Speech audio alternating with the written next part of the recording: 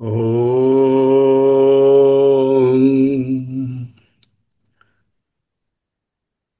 ఓం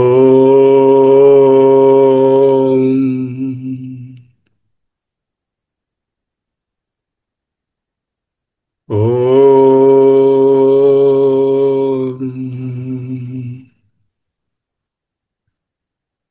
స్థిర సుఖమాసనం. ప్రాణాయామము మరువకండి. ధ్యానం చేస్తున్నంతసేపు deep inspiration, breath holding and expiration. While expiration, keep your mind silent.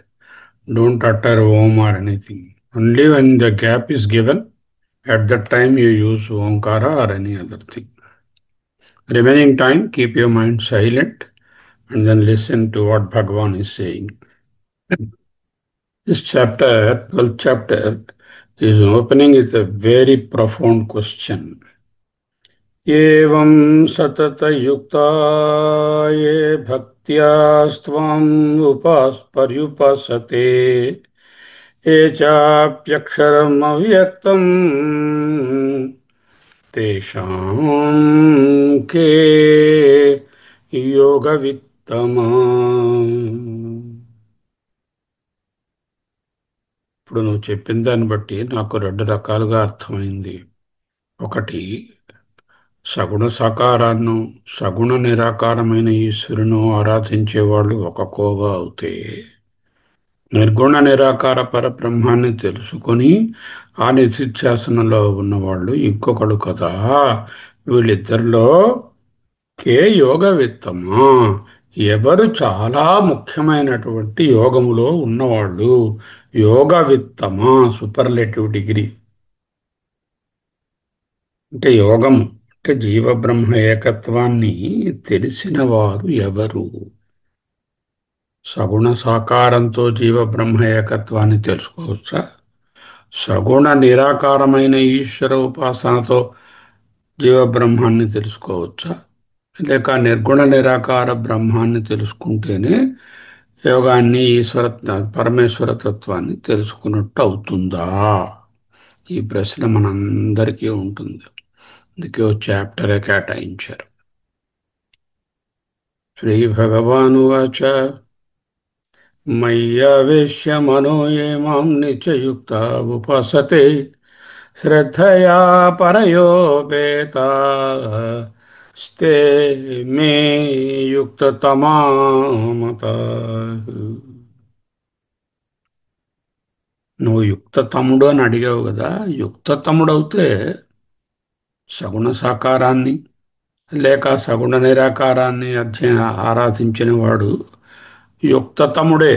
కానీ అంటూ మూడవ శ్లోకంలో, ఏతు అక్షరం అనిర్దేశ్యం అవ్యక్తం పర్యుపాసతే సర్వత్ర గమచింత్యం చ కూటస్థం అచలం ధ్రువం.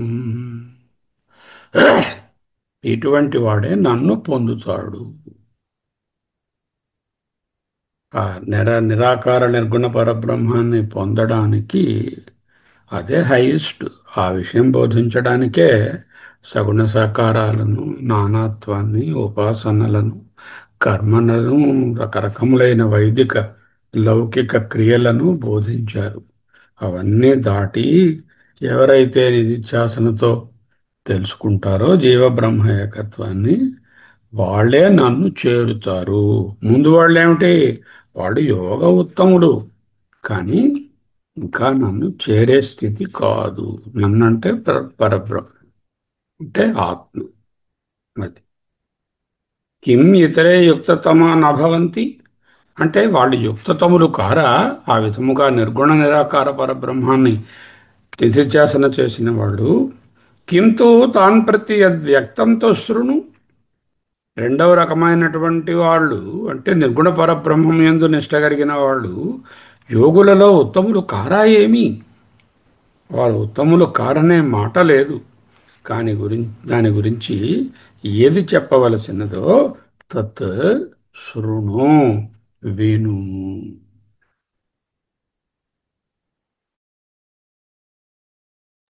అహమస్మి. అహమస్మి. యః తు అక్షరం అనిర్దేశ్యం అవ్యక్తం పర్యుపాసతే సర్వత్ర గమచింత్యం చ కూటస్థం అచలధ్రువం. యః తు అక్షరం అనిర్దేశ్యం. యః ఎవరైతే అనిర్దేశ్యం నిర్దేశించి ఇది ఫలానాది అని చెప్పడానికి వీలుపడనటువంటిది, నిరుక్తం నిన్న చదివినట్టు అంటే ఏ విధముగా మనము నిర్వచించలేనిది. నిన్న నిరుక్తం అంటే కారణ ఈశ్వరుని దగ్గర ఆగాము ఉపాసన కాబట్టి. ఇక్కడ నిరుక్తం అనిర్దేశం అంటే అక్షర బ్రహ్మం. పక్క పక్క లెటర్ చెప్పేస్తోంది. అక్షరం అక్షర పరబ్రహ్మను ఉపాసిస్తారు. ఎందుకు అలాగా? అవ్యక్తాత్ అశబ్దగోచరం ఇది చ నిర్దేష్టం న శక్యతే.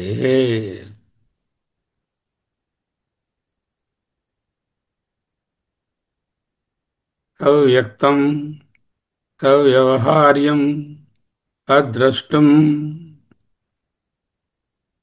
అలక్ష్యం అవ్యపదేశ్యం ఏకాత్మ ప్రత్యయసారం ప్రపంచోపశమం శాంతం శివం అద్వైతం చతుర్థం.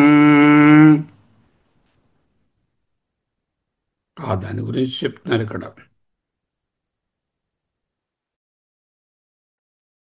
అరూపం అగంధం అని మరొక ఉపనిషత్తులో బోధించినట్లు. ఏతు అక్షరం అనిర్దేశ్యం అవ్యక్తం పర్యుపాసతే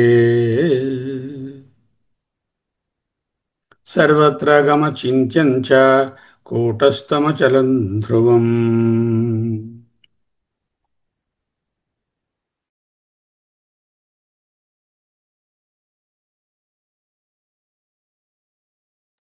అహమస్మి. అహమస్మి. ఒక్కసారి ఈ పదాల మీద కాంటెంప్లేట్ చేయండి.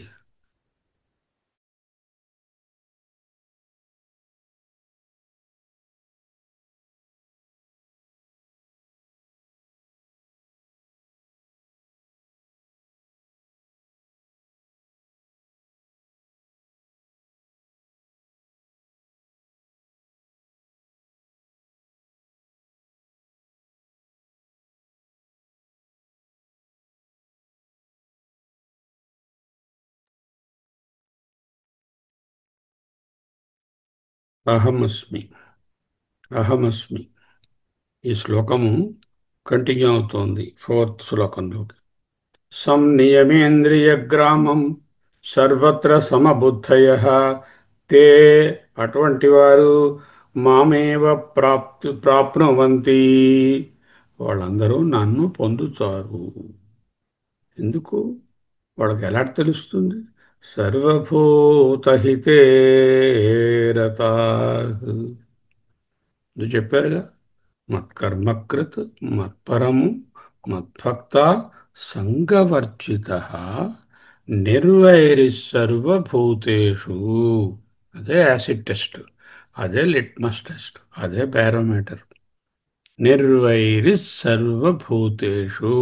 అక్కడ భూతేషు అంటే ప్రాణులయందు, అనుభవములయందు, పదార్థములయందు, దేనియందు రాగద్వేషాలు లేనివారు. అదే FIT. ఓకే. తే వారలు మామేవ ప్రాప్నువంతి. ఎవరు వారు? యహ ఏ పురుషులు, తు కానీ, on the other hand, like the సగుణ సాకార సగుణ నిరాకార ఉపాసక విత్ భక్తి, అదర్ దాన్ దెమ్, ఇంద్రియ గ్రామం ఇంద్రియ సముదాయములను సంనియమ్య పూర్తిగా వశమునందుంచుకొని, సమ్యక్ నియమ్య అచింత్యం మనసుకు బుద్ధికి గోచరము కానటువంటి సర్వత్రగం సర్వవ్యాపి అయిన అనిర్దేశ్యం అనిర్వచనీయమైన చ ఇంకా కూటస్థం ఏ విధమైనటువంటి మార్పులు లేనటువంటి ఎప్పుడూ ఒకే స్థితిలో నుండేటటువంటి ధ్రువం నిత్యం అచలం చలము లేని అవ్యక్తం నిరాకారమైన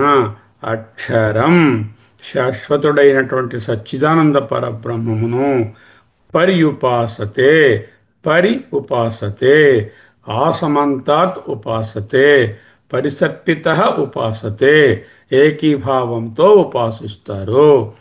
అటువంటి వాళ్ళని తెలుసుకునే మార్గము సర్వభూతహితే రతాః సర్వత్ర సమబుద్ధయః తే అటువంటి జ్ఞానులు మామేవా నన్నే పరబ్రహ్మమునే ఆత్మనే ప్రాప్నువంతి పొందుదురు. చాలా ఆన్సరు అహమస్మి అహమస్మి అహమస్మి అహున అహమస్మి అహమస్మి.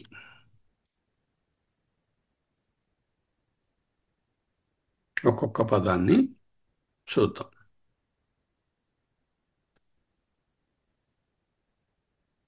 ఏతు అక్షరం పర్యుపాసతే ఈ అక్షరస్య విశేషణం ఆహా చెప్పబడుతోంది. ఏతు అక్షరం అనిర్దేశ్యం అవ్యక్తత్వాత్ అశబ్దగోచరం ఇది న నిర్దేష్టం శక్యతే ఇతః అనిర్దేశ్యం. ఇందువలన అవ్యక్తం కేనాపి ప్రమాణేన వ్యజ్యతే ఇది అవ్యక్తం. ఏ ప్రమాణంతోని వ్యక్తము కాకపోయేది అవ్యక్తమవుతుంది. వ్యజ్యతే అంటే వ్యక్తీకరింపబడుతుందో అని అర్థం. అవ్యజ్యతే అంటే వ్యక్తీకరింపబడదో, నాట్ ఆబ్జెక్టో, నాన్ ఆబ్జెక్టో, దానిని పర్యుపాసతే పరిసమంతాత్ ఉపాసతే. ఇక్కడ ఉపాసనం నామ నిధిధ్యాసనం అని రాశారు. తైలధారవత్ అన్నారు.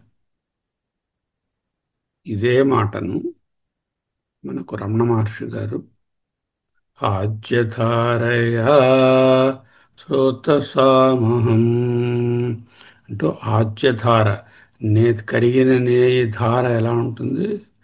ఏ విధమైనగా ఇటు అటు చెలించదు, తుళ్ళదు, కరెక్ట్ అలా ఒకే దాన్ని తైలధారవత్ అంటారు. ఆ విధంగా ఉండడాన్ని పర్యుపాసతే అన్నారు.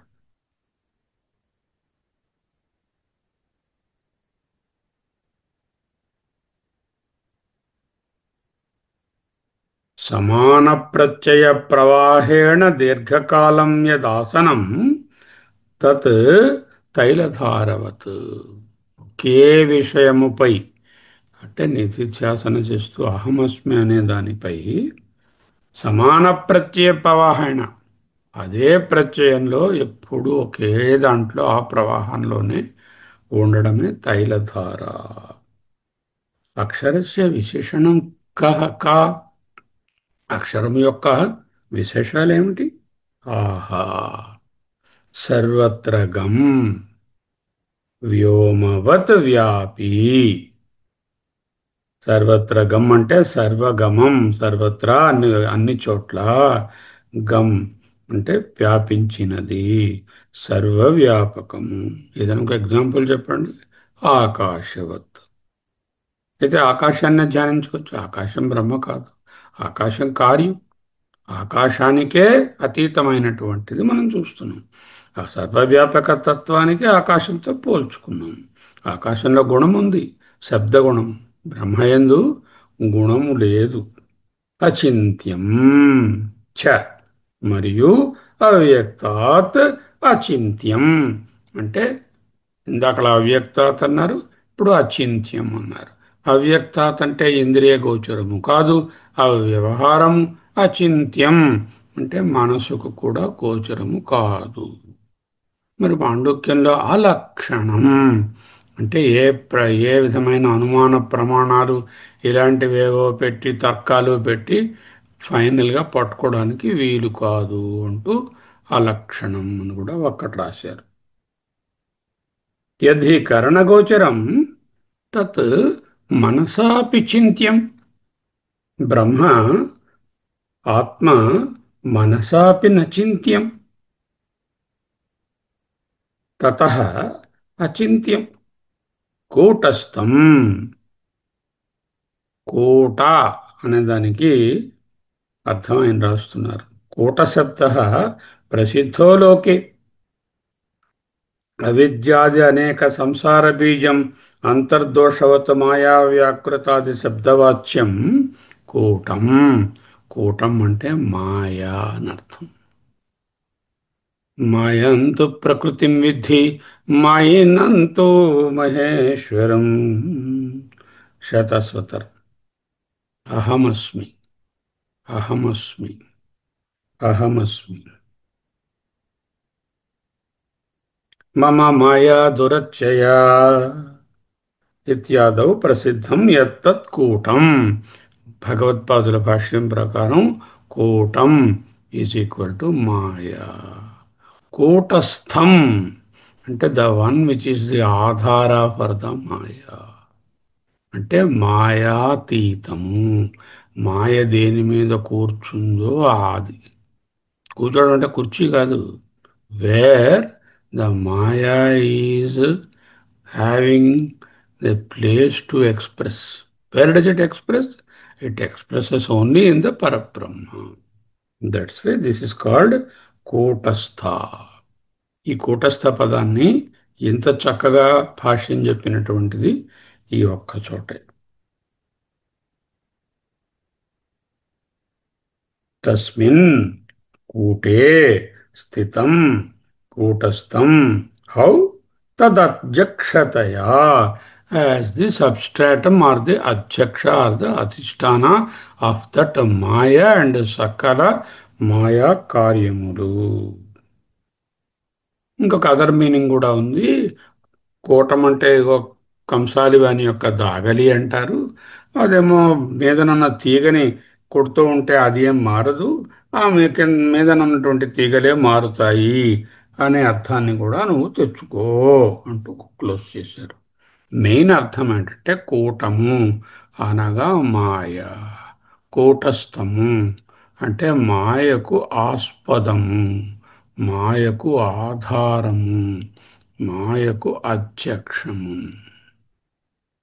మయ్యాధ్యక్షేణ సూయతే సచరాచరం హేతునానేన కౌంతేయ జగత్ విపరివర్తతే. జగత్తు విక్షేపంగా తిరుగుతోంది. అహమస్మి, అహమస్మి, అహమస్మి, అహమస్మి.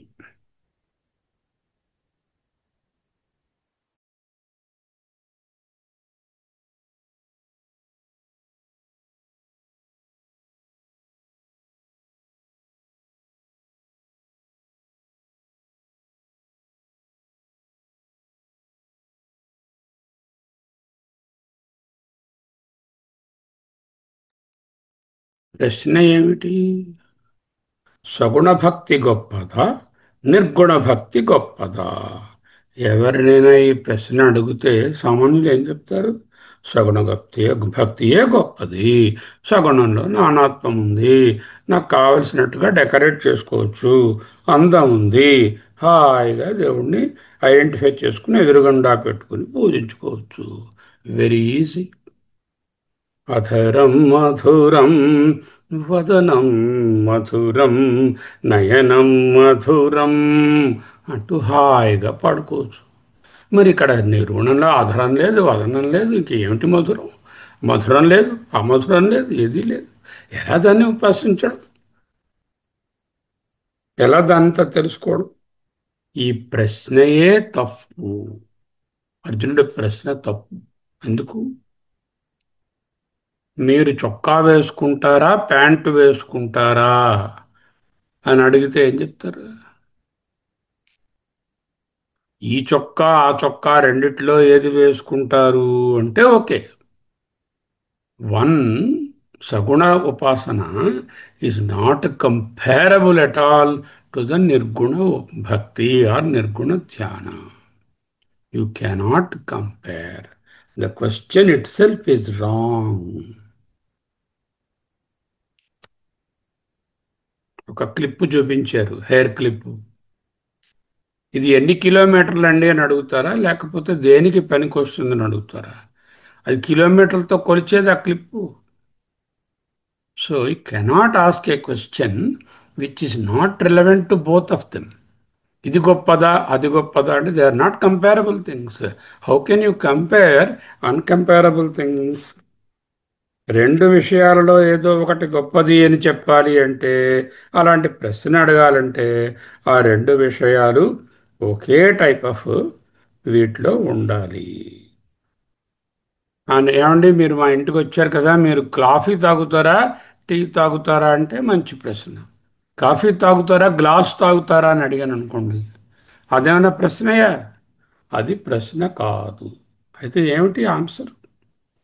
సగుణ భక్తి లేనిదే నిర్గుణ భక్తి అసంభవం. Mark this words. సగుణ భక్తి లేనిదే నిర్గుణ భక్తి అసంభవం. నిర్గుణ తత్వము తెలియనిదే సగుణ భక్తి అసంపూర్ణం. నిర్గుణతత్వము తెలియనిదే సగుణ భక్తి అసంపూర్ణం. It is incomplete because you have just started the travel and you have not reached the goal. Imagine Nirguna Bhakti is the Gamyam or the destiny, and Saguna Bhakti is the Marga or the route. Can you reach the destiny without the Marga? Suppose you are in the Marga, do you think that you have already reached the destiny? Exactly that. Exactly that. అందుకే తేమే యోగ యుక్త తమామత అటువంటి వాళ్ళు చాలా గొప్పవారే. కానీ ఏతు అక్షరం అనిర్దేశ్యం అవ్యక్తం పర్యుపాసతే సర్వత్ర గమచింత్యం గమచింత్యం సర్వత్ర గం అచింత్యం చ కూటస్థం అచలం ధ్రువం. సర్వత్ర గమచింత్యాన్ని విడగొట్టుకోవాలి. సర్వత్ర గం అచింత్యం అని విడగొట్టుకోవాలి, చింత్యం అనకూడదు.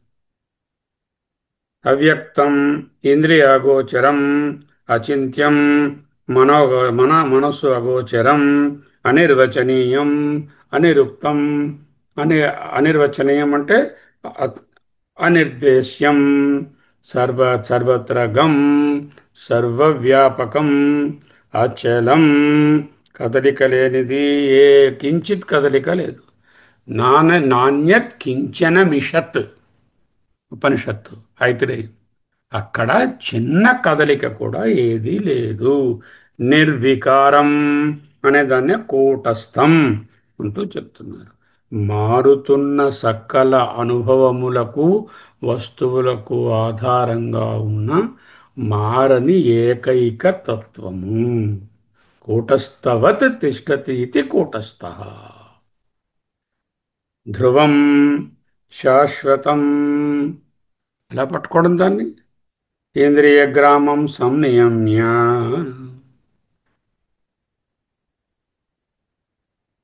ఇంద్రియ గ్రామం సంనియమ్య సమ్యక్ నియమ్య.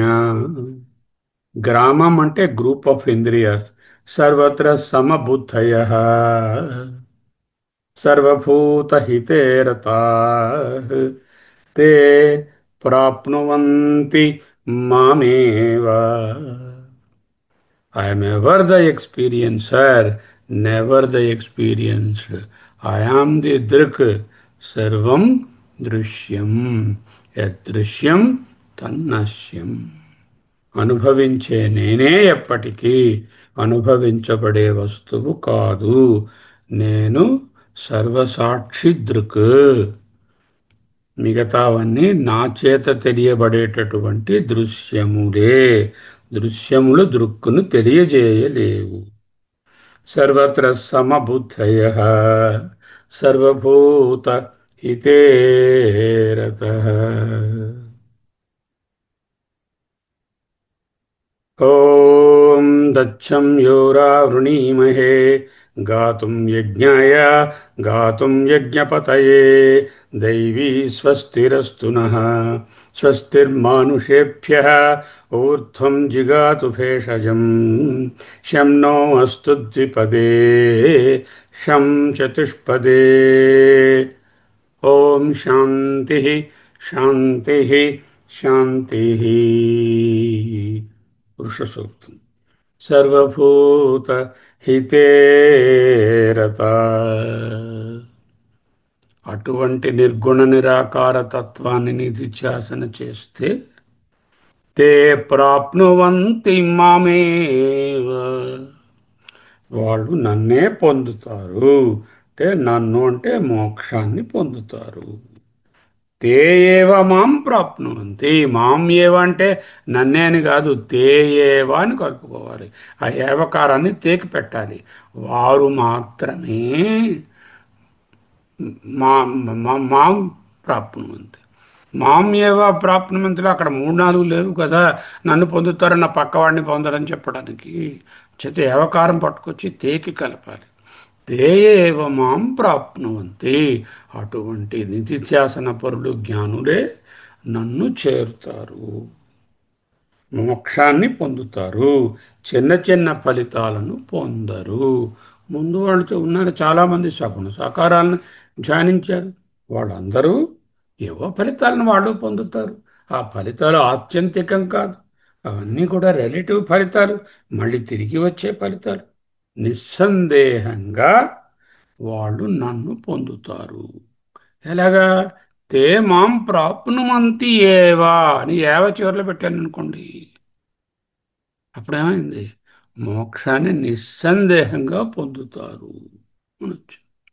సో ఈ 4 శ్లోకాల తాలూకా తాత్పర్యం ఏమనగా ఒక్కటే మాట. 4 శ్లోకాల తాత్పర్యము ఒక్క రెండు మాటలలో చెప్పుకోవచ్చు. ఏమిటవి? సగుణ భక్తి లేనిదే నిర్గుణ భక్తి అసంభవం.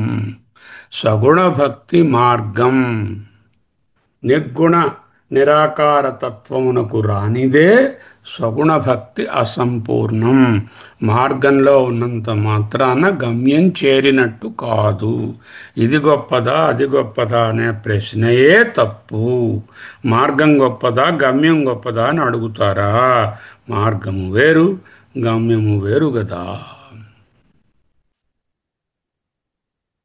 అహమస్మి అహమస్మి అహమస్మి అహమస్మి అహమస్మి సోహం సోహం సోహం సోహం శివోహం శాంతోహం అద్వయోహం శివోహం శాంతోహం అద్వయోహం అహమేవాహం అహమేవాహం అహమేవాహం అహమేవాహం అహమస్మి అహమస్మి అహమస్మి అహమస్మి అహమస్మి అహమస్మి సోహం సోహం సోహం సోహం సోహం సోహం సోహం సోహం సోహం సోహం అహమస్మి అహమస్మి అహమస్మి అహమస్మి అహమస్మి అహమస్మి అహమస్మి అహమస్మి అహమస్మి అహమస్మి అహమస్మి. ఈ శ్లోకాలను గట్టిగా మరొక్కసారి అర్థం చేసుకొని నిధిధ్యాసన చేయండి, చేయాలి. వేరే విధమైనటువంటి ఉపాయము లేదు. అహమస్మి అహమస్మి. స్వస్తి.